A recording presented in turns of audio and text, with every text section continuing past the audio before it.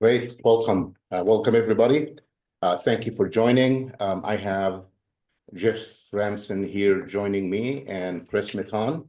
And maybe with that, Jeff, why don't we get started? Maybe a little bit of intro, a little bit of your background, who you are. I know that you and I have done this before, Yeah, but it may not be a bad idea for you to just, share with everybody what you bring to the table, what your sure. focus is, and what we want to discuss today. Sure. Thank you, Amro, and thanks, Chris. So yeah, my name is Jeff Ramson. I'm the CEO of PCG Advisory. We are a full-service investor relations firm. I've been an investor and advisor for over 40 years, and I've been running PCG Advisory for about 16 years. I'm an original investor in Aditxt and an advisor for a number of years over the last 4 or 5.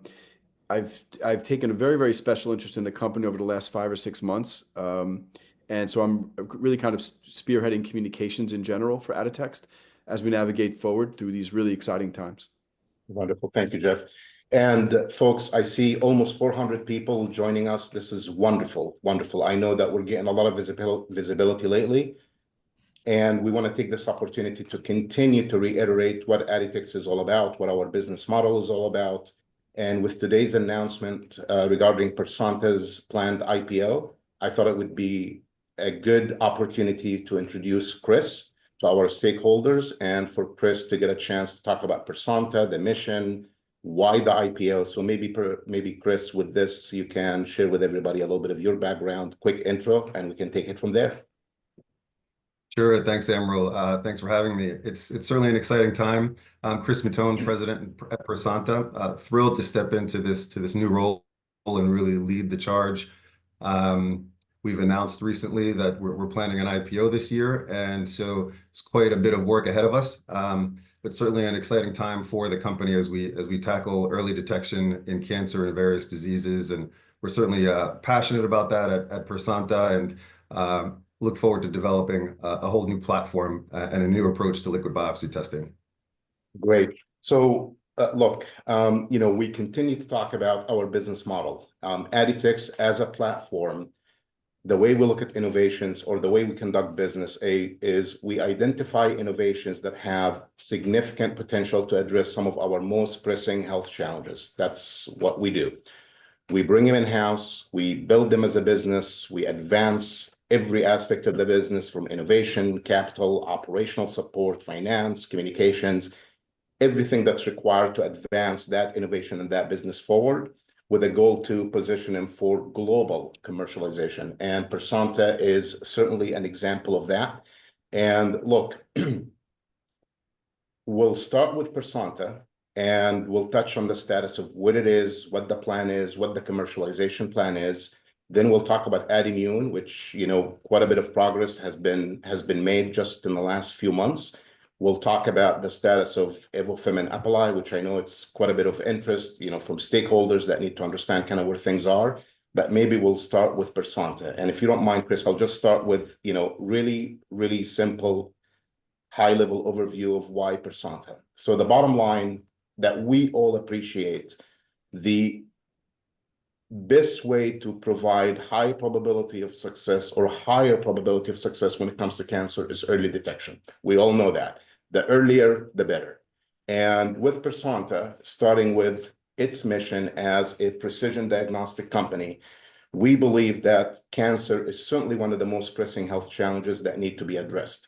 So about a year ago, maybe a little longer than a year ago, Persanta identified an innovation and a company and a team that's been focused on cancer, and they have a very promising platform that could address that early detection that is in a non-invasive way that could make it economically feasible and logistically feasible. So using mitochondrial DNA, the company was focused on using that technology to really begin to see if we can early detect cancer, starting with prostate cancer. So that's the asset that we acquired, and Chris was the former CEO of MDNA and joined the team, and he is the one that's pushing Persanta forward and the team towards that mission. So Chris, with that, why don't I kind of turn it over to you, talk about where we are, what the platform does, some of the statistics that you share, and why the IPO. Sure. Thanks, Amro. As you mentioned, it's really all about early detection, and we're thrilled to have the Mitomic platform we recently acquired, as you mentioned, to develop as a tool for enabling patients and clinicians and delivering powerful information, actionable information for early detection. We know that cancer is still the second leading cause of death, and we know that millions every year are getting late diagnoses, and those late diagnoses, quite frankly, just cost lives. We say that early detection saves lives, and it's true. Detecting cancers, various cancers in the early stages, has survival rates in the 90s. But when detected too late or in the later stages, survival rates plummet. So in prostate cancer, for example, in the later stages, survival rates are at 32%. In ovarian cancer, in late stage detection, they plummet to 29%. In lung cancer, when detected in the later stages, it plummets to 7%. And it's not just cancer. Diseases like endometriosis, which affect 10% of women worldwide. This is a debilitating disease. There is a delay of 10 years between the onset of symptoms and a diagnosis. The only way to diagnose that is through invasive surgeries. That disease it also represents an enormous clinical gap and diagnostic gap. And so we aim to leverage the mitochondrial DNA and this new platform to detect these diseases earlier in a simple blood sample. The mitochondrial DNA is very powerful. We know it generates power for the cells. What you may not know is that it mutates at a very high rate.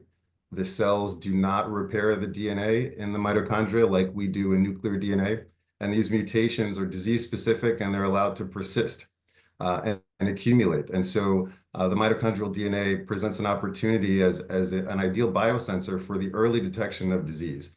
And so we're quite excited about our two lead candidate programs this year. Our first test will be a blood-based test for endometriosis to detect that disease early, significantly compress the time to diagnosis for those women and get them into the right treatment pathway sooner. And the second is for prostate cancer in blood, to identify clinically significant prostate cancer, not just to detect cancer, but to detect the cancer that is clinically significant and is a good candidate for biopsy, helping to also allow many men to avoid unnecessary surgeries and biopsies and forego those procedures. And that's really just the beginning of our pipeline. We're moving on to blood-based tests for ovarian cancer, for lung cancer, liver, esophageal, stomach, and pancreatic. So a true platform. And so we're certainly excited about the IPO initiative for this year. Access to the capital markets will allow us to fuel these commercial launches this year, fuel product development for 2026 and beyond, and help us expand not only nationally, but globally. So we'll be launching these tests initially out of our state-of-the-art CLIA/CAP certified lab in Richmond, Virginia, and expanding through distribution into over 40 countries outside the US. We're currently engaging in dialogue with distributors that already have boots on the ground, sales and marketing teams in place, calling on the right touch points. And so we're excited to partner with these leading healthcare providers in other countries as well to expand access to these life-changing tests. Wonderful. And Chris, this is an important point, and Jeff, feel free to jump in as well. Look, part of our business model, part of Aditxt business model is, again, we identify and acquire these assets or companies, we build them. And it is important to highlight the fact that Persanta, you're not going IPO just with focus on research and development. I mean, you obviously have, you'll do R&D as you move forward, as you mentioned, but right now you're in a position where you can go commercial, at least second half of this year, right? And that the IPO is to advance that commercial launch and of course beyond. So to reiterate what you said, you have the facility, the Richmond facility, the CLIA/CAP facility. Can you just clarify the FDA approval? Because that question will come up, the difference between FDA versus LDT, what your plan is as far as launching that test commercially. Sure. So the initial launch will be as a lab-developed test in LDT, clinically validated in our CLIA/CAP certified lab. As the regulatory environment continues to evolve, We will be putting together the dossiers for the necessary FDA submissions down the road, but initially commercial launch can be enabled as an LDT out of our CLIA lab in Richmond. And plan, sorry, Jeff, go ahead. Go ahead. No, I'm sorry. Chris, maybe can you just explain what the LDT, what that looks like for people to understand? Sure. So the LDT is in molecular diagnostics is a workflow that is validated under CLIA, under CAP, and those are governed by CMS. And so the clinical performance characteristics are established in our lab, precision, reproducibility, et cetera.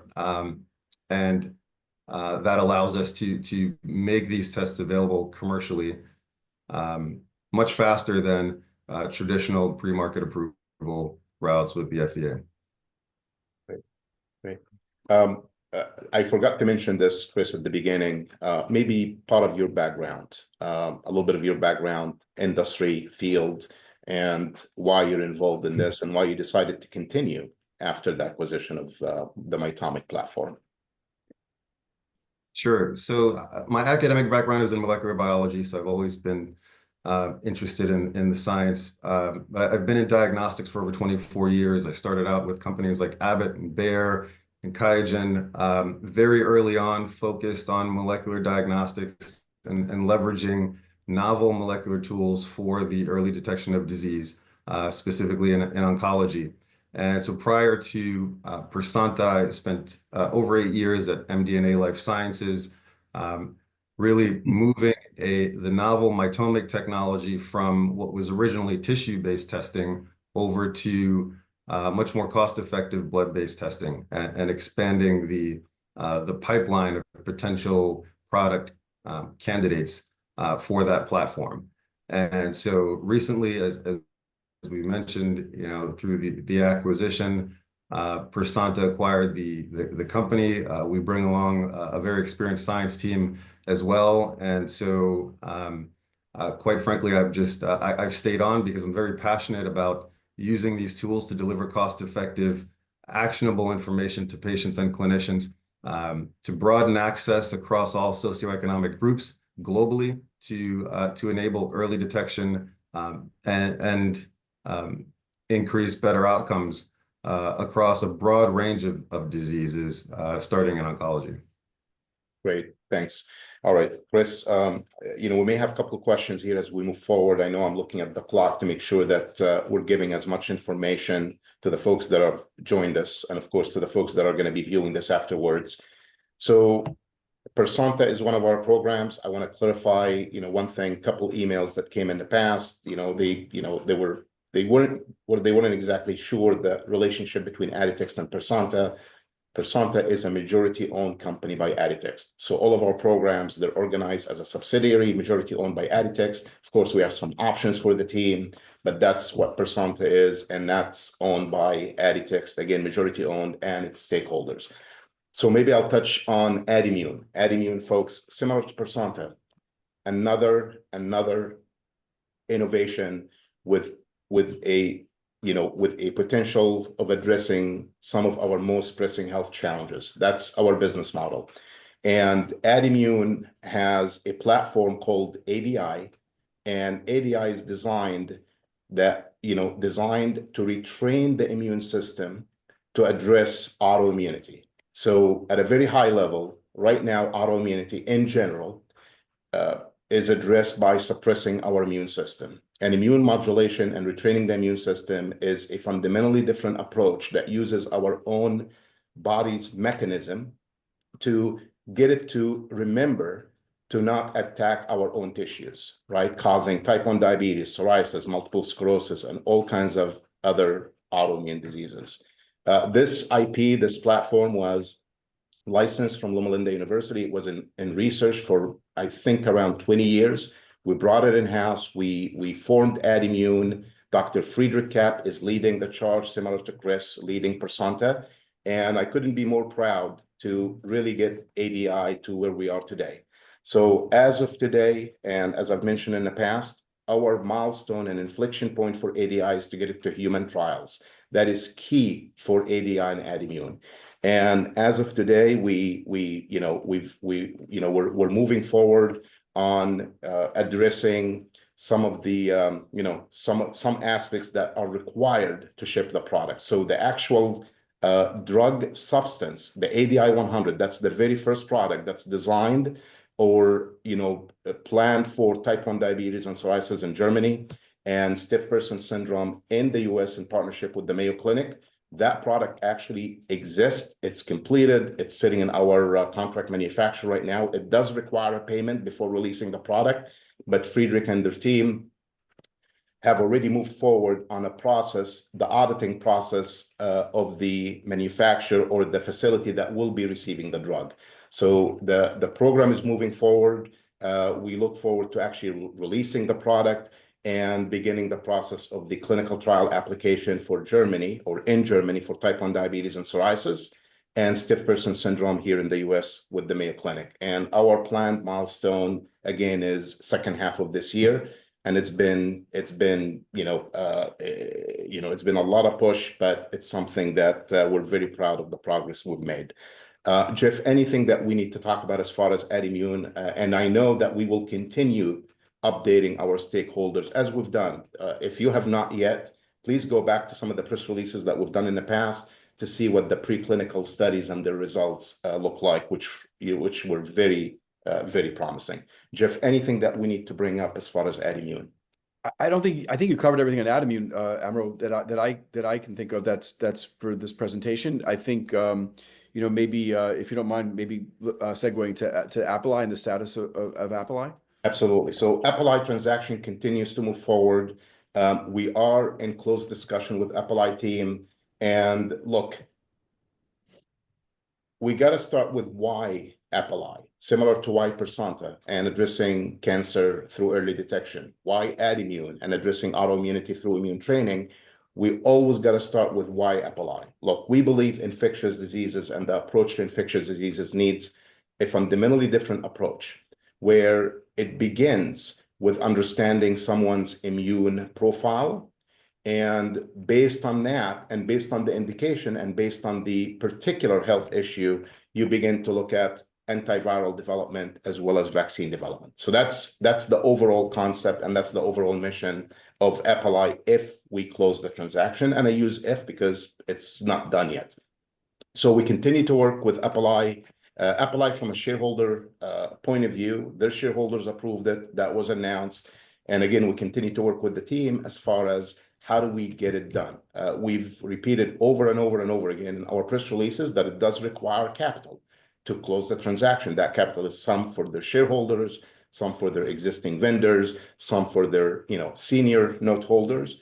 And frankly, we want to make sure that that capital is raised in a way that is conducive to our success moving forward. And everybody's been working towards that goal. And we'll update our stakeholders as they come.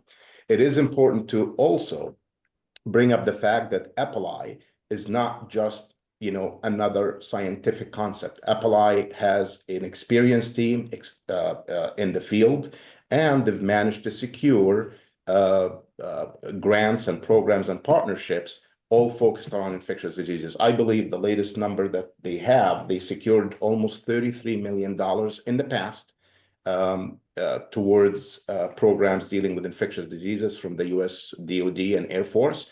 And they continue to submit future proposals that will be conducive. Assuming they come, that becomes a non-dilutive source of capital to advance these programs and to obviously lend it the credibility that we all look for. So that's as far as Apelli is concerned, Jeff. Anything that I missed or anything that we need to bring up? I don't think so. I think maybe when you're done after you go through the other business items, we can talk about capital that relates to Apelli and everything else together. But yeah, maybe go to Evofem now, and then we circle back to capital. So here is where we are technically with Evofem, and similar to Apelli. I continue to work with Sandra and her team. So we have continued communication with the company, and where we are, I believe the outside date was end of January last month. They withdrew their proxy special meeting for reasons. That was last year, but the agreement continues to be in force and in effect unless somebody terminates it. So either company has the right to terminate it, but the agreement continues to be in effect. And we continue to work in good faith to see how we can move this transaction forward. Evofem, unlike Apple, every transaction has its own set of dynamics that you have to deal with. Evofem has a senior lender that we have to address appropriately. Evofem has other security holders that we also have to address. So it is a transaction that needs to be addressed, properly. But to do the same thing with, like I did with Persanta and Adimune and Apple, why Evofem? Women's health and health innovations for women require focus. And we saw Evofem as an opportunity to have him as a foundation for building innovations to address diagnosis like endometriosis. That's the one that Chris was just talking about earlier, to address preventative products such as Fixie, and taking Fixie beyond that and supporting them and taking Fixie beyond the US, but globally, and introducing it, or really having plans for sexually transmitted diseases, if that's what they choose to do, as they've done in the past. And other treatments like Solosic and other products in the future. So we see Evofem as a foundation, strong foundation for women's health. And again, we continue to work together to see where the transaction ends up. It does require capital, just like any other transaction. And look, it is no secret to all of our audience here, we are a young company, and we are operating in a microcap environment that has not been very supportive of microcap. And that's where we are. So we have two programs, Adimune, Persanta, and we have two pending acquisitions, and we will continue to update as we have meaningful and material information with our stakeholders. Right. Great. If it's okay with you, this might be a good time to talk about capital, right? Because I think that's I kind of look at myself a bit as an advocate for investors. I am an investor, and yes, we're handling all the communications with investors, but I know how investors think, and I know we get a lot of questions that come in. What I'm rather than go through all of them, they all have pretty much a common theme, right? Yeah. Most of the time, people really do understand or are very excited about the businesses that you're building. The question is, how do you pay for it, right? You're a microcap company. This is the challenge that you have, and you have a complicated cap structure, which I know you're working toward cleaning up, but maybe you can address that a bit. Sure. And Jeff, you said it well. And I know, obviously stakeholders and people understand this. We as a business, our North Star is our success will ultimately be defined by the success of each program. That's our success. It's not by daily trading. It's not by trading up or trading down. It's not by trading right or left. It's not. And I understand, microcap company, highly traded, highly visible. We cannot run the business based on somebody's trading strategy. And I've said that for years, right? It's great. We have the liquidity, but we cannot run a business based on a trading strategy. Ultimately, our North Star, our success is when Persanta and Chris and his team are successful launching the platform for early detection of cancer. That to us is a success. Our success is defined by Adimune and Friedrich and his team to make sure that we get ADI to human trials and hopefully get it to the point where it can actually treat patients and people that are struggling with psoriasis and type 1 diabetes and other autoimmune diseases. Our success will be defined if Apple succeeds in advancing its products where we can take a fundamentally different approach to infectious diseases. Our success is defined by advancing, accelerating innovations that could help women all over the world. That's our success as a company. Now, as a young company and as a company that's pre-profit, we must have the fuel to advance those innovations. There is no other way. We must have the fuel. A plane cannot fly without fuel. That's a fact of life. We're not Merck, we're not Pfizer, We're not Google, we're not NVIDIA. We don't have a ton of cash. And fuel is necessary, period. So the question is, how do you go about it? And I'm going to divide it up to two things. One, you have to determine how and what equity strategy to use to raise that capital. Now, many companies, including us, you go out and you can raise capital through structured financing. That is tough on the company, but it gets you the capital you need. That's just one. Number two, you can have an equity line or an ATM off the shelf, which is easier on the stock because you're only raising capital using common shares. This is one of the questions we get. And Jeff, what about dilution? Yep. If you're gonna raise capital, you're gonna dilute, using a shelf, using an ATM is a better way than structured. But of course, there are pros and cons. You have to do both sometimes. For example, and I will make sure I say this, look, on average or overall, and that number could have changed up or down, we've been using our shelf for about 10% of the total volume, dollar volume and share volume. So we're not using the shelf in a way that's aggressive. And I know that, we get a lot of questions about the shelf. No, we've been using it around 10%, around that number, 9, 11, somewhere around there. So we've been very conservative in our approach to actually raise that capital, but we've been very well positioned as a company, not only to have the businesses we just discussed, but to also have the fuel that's needed to advance these innovations. Beyond that, we have been looking at debt. Again, as a young company, we're not going to get the type of debt that we would like to get, but we are certainly exploring some debt potentials and options to minimize that. Number four, grants. Apple is not our company, just to make sure, but the path that they're taking to use non-dilutive funding, 33 million the last few years since they were founded is not small chunk. And that advances the business. So we're looking at every aspect of capital to see what would be the most efficient way to advance these innovations. And the second portion is a platform. As a NASDAQ company, it is important. I know, I was looking at a website that shows the number of companies that were delisted last year, I think about 460, 470 companies. And the year before was around the same number. Having a NASDAQ as a platform is important for us to access capital efficiently. So when we're talking about reverse split, another question that we get, nobody, maybe that's not true, but certainly not us. We don't get up in the morning hoping that we do a reverse split. What CEO does not want their stock to be $10 and $20 and $30 and $40, right? We're at 10 cents or 11 cents. But it's still a trading stock right now, I believe, not based on fundamentals. So where does that put us? Our focus, our team's focus, the subsidiaries, including Chris and Friedrich, our focus is on our North Star. We have to advance ADI so we could potentially address autoimmunity. We have to advance Persanta so we could potentially address cancer. We have to advance Apple if we successfully acquire them to advance solutions for infectious diseases and the rest, and so on.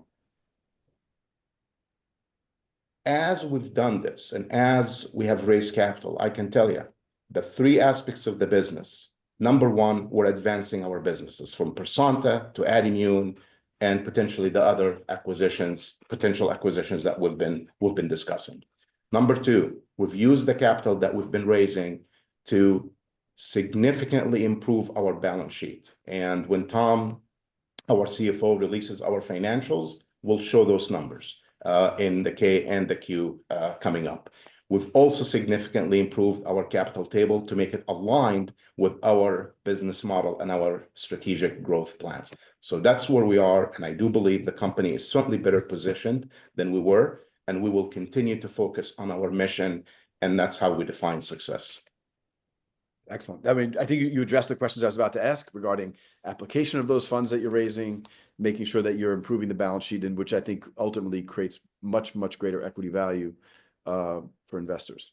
So I think you covered that actually just now. And Jeff, I'll have a question now for you. Me? Okay. Yeah. So look, given the nature of our business model, and it's identify and buy them, build them, launch them. part of our DNA, pun intended, is to engage stakeholders, whether it's shareholders, partners, advocates, listeners, patients across the world. Communication is key. And we have a long way to go when it comes to communications, and it'll never stop. I mean, we'll continue. So why don't you're here with us, that communication is key for our success and to our success. Why don't you share with everybody what your vision is? What do you want to accomplish? How are we going to accomplish this? And how are we going to keep stakeholders updated with what's going on in the company, which is a lot.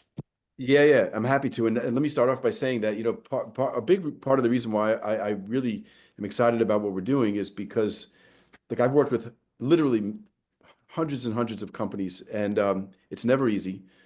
Your approach to how you're handling very, very difficult situations, to me, is very, very admirable. And I think it's perfectly suited for the kind of communication we want to talk about, right? So what we're working on right now is building out a really global platform for Aditxt to communicate with stakeholders, right? And it goes far beyond just shareholders. There's a lot of people that get affected or will be positively affected by what you're doing. So the idea is we want to build out full social media profiles, get you on all the sites you need to be on in a high quality way. And we're going to continue to, create that ability for you to communicate with shareholders and stakeholders on a regular basis. Again, I really do admire the approach you're taking here. I know shareholders get frustrated because things don't always go in the timeline that they like. But these things do take time. And the fact that I think that you're willing to deal with shareholders, and I can say this, Amro's philosophy is to really pretty much engage with everybody that reaches out to the company. So look, we'll do our best to make sure that happens. But the idea is really to build a global presence for Aditxt and really expand on everyone's understanding of the mission here and follow its success, good and bad. Like we talk about, there's going to be good days and bad days, but continue to share it. It's a very authentic way to deliver a message, and I think a really admirable way to run the company. We have a good team. We have good partners. We have good stakeholders. In fact, Chris knows in the press release, in case somebody didn't pay attention beyond the title and the first paragraph, Chris, which really touches on one area where it's non-dilutive funding. He went out and he applied and, submitted 2 proposals. One did not get approved. One did not get funded. We put it in the press release, but the one still outstanding. And Chris, I'm assuming you're going to continue seeking these non-dilutive funding opportunities, not just for funding, but also to advance the platforms in different indications. You want to touch on, I know we're way over time right now, but just you want to touch on anything with regards to that? Sure. To your point, Amro, our team is constantly looking for additional non-dilutive grant opportunities. Because we have such a deep pipeline and so many biomarkers within oncology, there are a number of opportunities that pop up. So as those opportunities arise, we're putting together proposals for funding for various studies. Unfortunately, the one for ovarian cancer, well, it was a little too early. We do have one in for prostate cancer that's still under review, and we're looking for others. In addition to oncology, we're also looking for opportunities in areas like Alzheimer's and other disease categories that can represent growth opportunities for us in the future. Great, thank you, Chris. Unless you have anything else, Jeff, I'm going to go ahead and just thank everybody. Go ahead. Do you have something before we wrap it up? No, I think you really covered all the points, Amro, and like I said, we'll do our best to continue to communicate. But I think you covered everything for today. Thank you. We really appreciate people that joined us. I mean, we have 500 people. That's a large number relative to the ones that we've done in the past. We're going to continue to do this. We know we have a lot more work to do when it comes to communications. We know we have a lot more work when it comes to replying to emails and keeping the stakeholders updated with what's going on. However, that said, look, our North Star again is addressing autoimmunity with Addimmune, addressing cancer with early detection, and everything I mentioned. This is our North Star. And 2025, we want to make sure that Pearsanta goes commercial. We want to make sure that Addimmune begins its human trials, and we want to make sure the rest of the programs reach their inflection points as well. So thank you again, and thanks, Chris, for joining us. Jeff, thank you again for helping me do this, and we'll connect again next time. Thank you. Thanks for having me.